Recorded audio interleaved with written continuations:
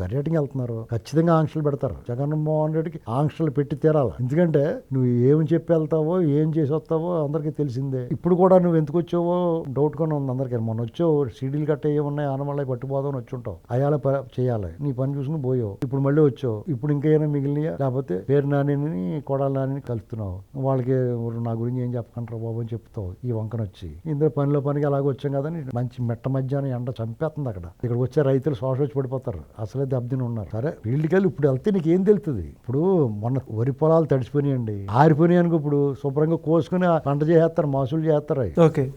నీట మునిగినవి అన్ని కూడా ఎండకి ఆరిపోతాయి కదా. అవును కదా, ఇన్ని రోజులు అయాలే వెళ్తే ఇన్ని రోజులు ఉంటుంది బాబు, ఇంత నష్టం జరిగింది, ఇంకో 10 రూపాయలు ఎక్కువ అడుగుతూ ఉంటుంది. నీకు ఎప్పుడు అధికారంలో ఉన్నప్పుడు లాగానే కొంత దొంగలు పడ్డ 6 నెలలకు వెళ్తాం అనేటువంటి నీకు అలవాటు అయిపోయింది, ఎవడ మార్చలేడు. నువ్వు ప్రతిపక్షంలో ఉన్నా కానీ అదే పని. కొంతమంది చేస్తారు అధికారంలో ఉన్నప్పుడు ఒకలాగా, ప్రతిపక్షంలో ఉన్నప్పుడు ఒకలాగా చేస్తారు. ఇతను అధికారంలో ఉన్నప్పుడు తొంగుంటాడు, ప్రతిపక్షంలో ఉన్నప్పుడు తొంగుంటాడు. ఇది వెరైటీ ఏమీ మార్పు లేదు. ఇతను ముఖంలో గాని, నవ్వులో గాని, సవాల్ దగ్గరికి వెళ్ళి నవ్వటం గాని, ఓదార్పుల్లో అడావిడి గాని ఏమీ మార్పు లేదు.